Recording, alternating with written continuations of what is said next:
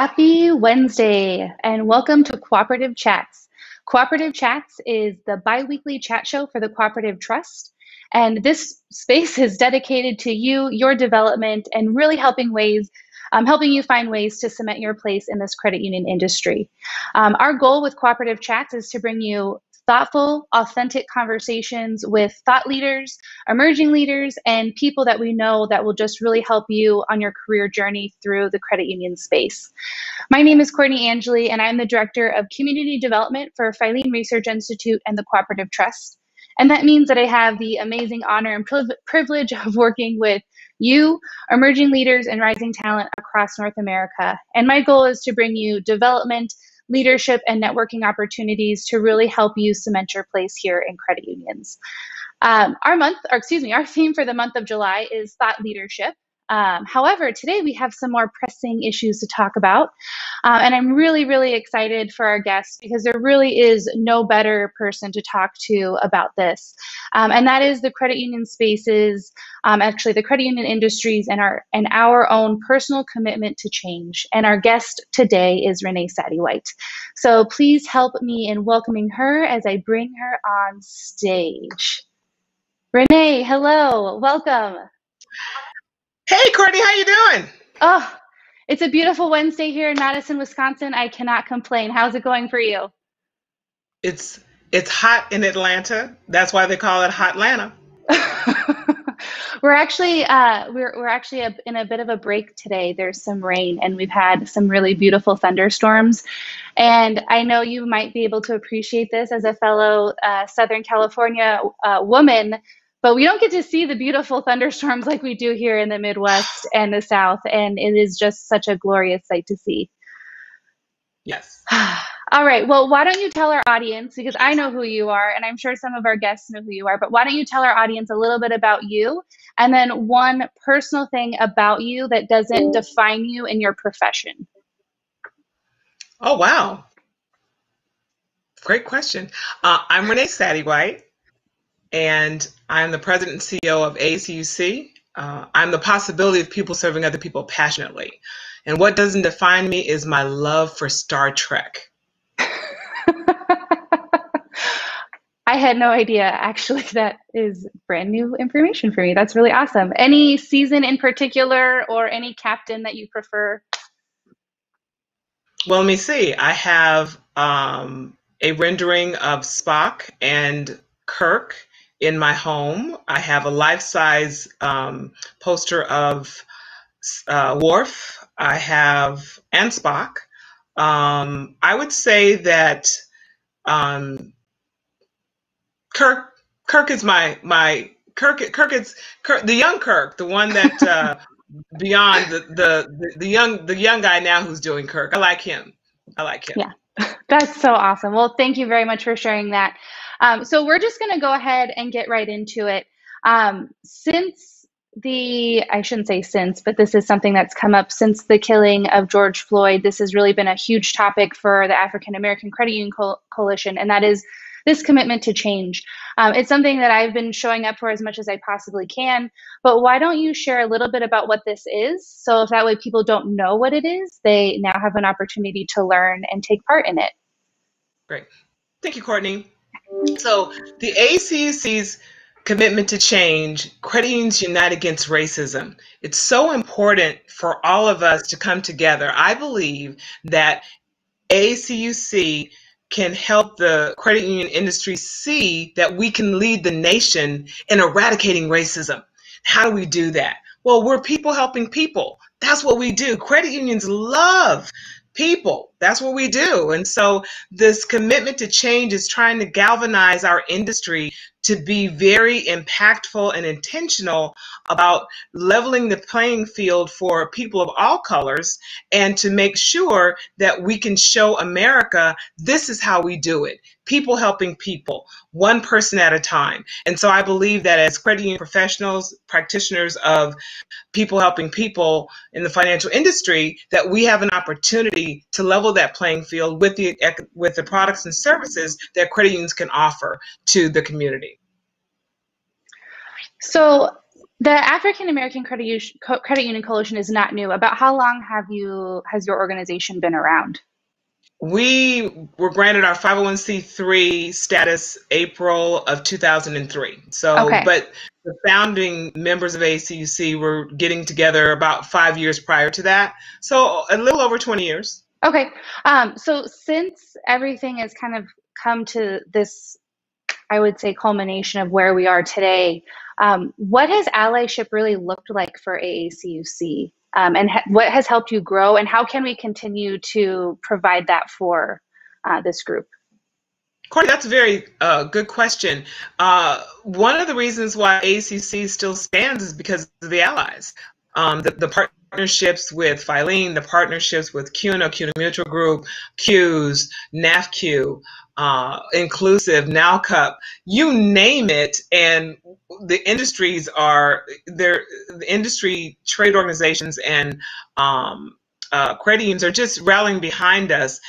It looks as though, from an ally standpoint, what I love is people are being very intentional. Credit union leaders are saying, "Renee, how can we help? What can we do?"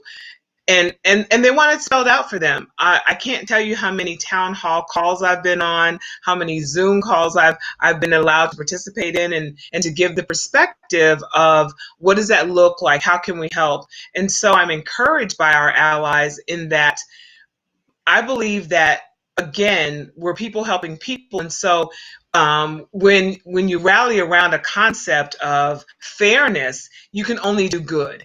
And so our allies are doing great work in terms of finding out what can they do, and then supporting ACUC and some of our services that we can also help encourage the credit union industry to do more and to do different things. So Yeah. thinking outside of the box, it's doing things that are unexpected. Several organizations and credit unions have sent in financial contributions, have offered in-kind contributions. So all of this really culminates into, again, people helping people. You'll hear that as a theme for me. And so again, with me being the possibility of people serving other people passionately and our allies showing up in that fashion, it makes the difference. Having this opportunity to speak with you, and thank you so much for even thinking of for me to do that, because there's a young generation that needs to know as well. So thank you for allowing me to use your platform to do that. Oh, it's an honor to have you here. So thank you so much for joining us. So all of this has been super positive, except some of this conversation is not always easy to have. And I think there's a lot of work ahead. And so I'm curious, what are some of the tough pills that we as an industry have to swallow before we can really start to even make personal change, as well as change within our teams and within our greater organizations? The first thing we have to do is to be cognizant that there is a problem. Instead of saying, well, that happened 400 years ago. We're not still suffering from that. Well, but yes, we are. The way that the nation was built, the way that the laws were constructed, they were purposeful in making sure that they kept people down. And I'm going to say it's more about, I like to think it's more about economics. And so the pills that we have to swallow is that we have to admit that there is a problem, that there is an unequal balance, that not all things are equal for all people. So many demonstrations of that, unfortunately, in the credit union movement as well. And so just one, being honest and open about, yes, there is a problem. A lot of times people who have privilege don't see it, because then it might mean that their privilege would dissipate. And so I get that, right? Like, I understand that if I'm the one in charge, I may not want to release some of my power. But I promise you, in the end, it makes for a better world. It makes for a better country. It makes for better relationships. And so from that standpoint, the bitter pill to swallow is, one, can you do self-reflection for yourself? When you're doing your self-reflection, be gentle with yourself, because this didn't just happen overnight, and it's not going to go away overnight. But we have to be intentional, but we have to be honest. So I think I think the most important pill that's hard is admitting that you've been an aggressor of sorts. So that you've been a participant. And I think that one of the reasons why ACUC has taken the stand that we're taking with the commitment to change is because we felt like after the murder of George Floyd, that if we didn't, we would be complicit if we didn't say anything. And so I think that the industry, I think that America is ready to hear a different story. We're ready to see different images.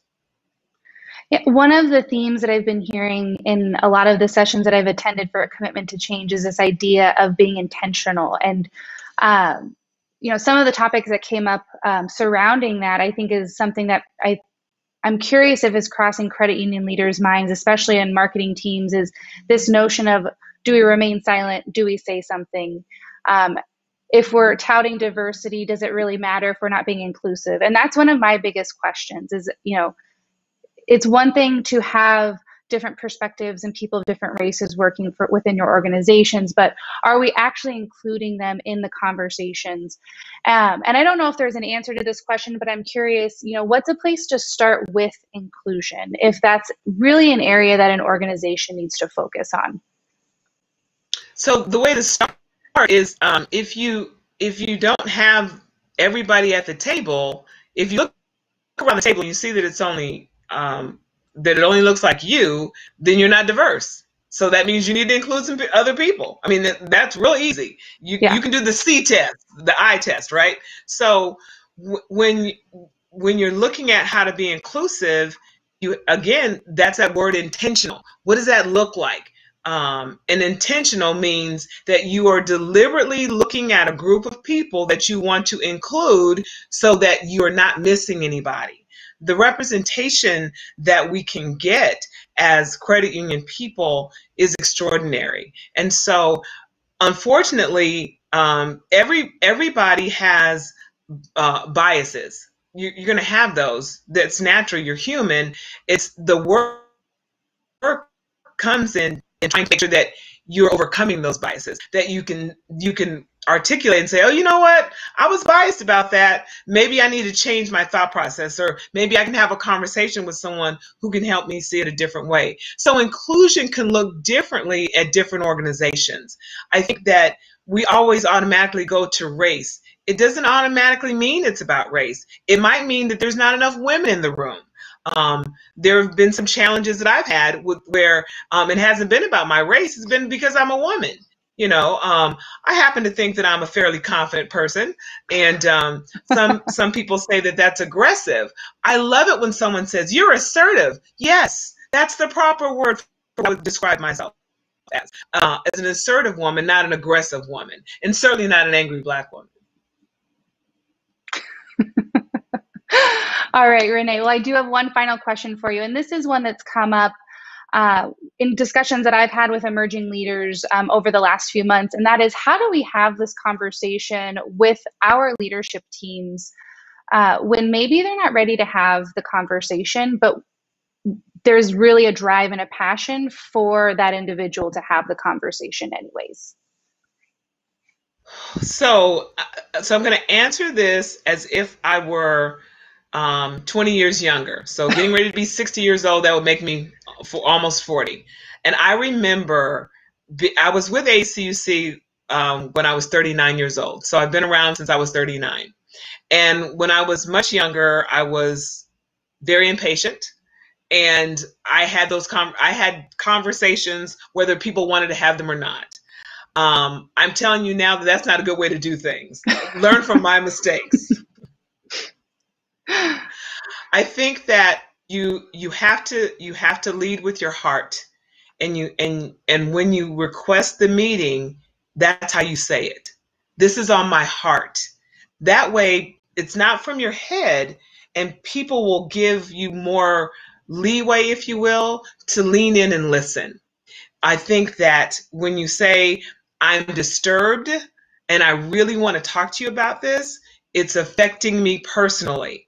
When you give it that framework, we're credit union people helping people. No one is going to not want to talk to you if you say you're in pain or that you're hurting. And so if you start with that instead, and make sure that you're not using an accusatory or a blaming voice, that you're seeking help, you're seeking assistance. And so if it's framed that way, if your tone is that way, and that's not to say subservient, but you're asking for assistance. I really want you to hear what I have to say because this concerns me, and this is how it can affect our credit union. So often you want to bring it back to what's the bottom line. The bottom line is we are here to serve our members. So how do we do that? And if we can be inclusive and intentional about making sure that everyone feels comfortable and welcome, we're winning. Wonderful.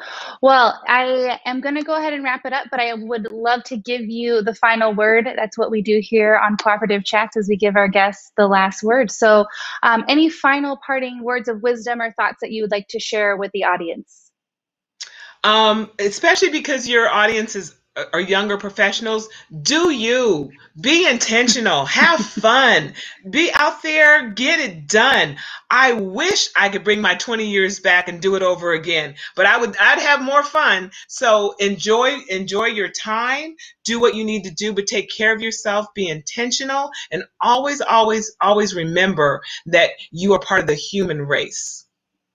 Well, thank you so much, Renee. It's such an honor to have you here. And thank you so much for really leading the charge with this commitment to change, and being so welcoming of bringing everyone on board. I know that every time I join one of those sessions, I not only learn something new, but I have to reapply any mascara that I may have put on my face, because the stories are so powerful, and they're definitely life-changing, and they're definitely just world-shattering, and just it's amazing to be part of it. So thank you so much.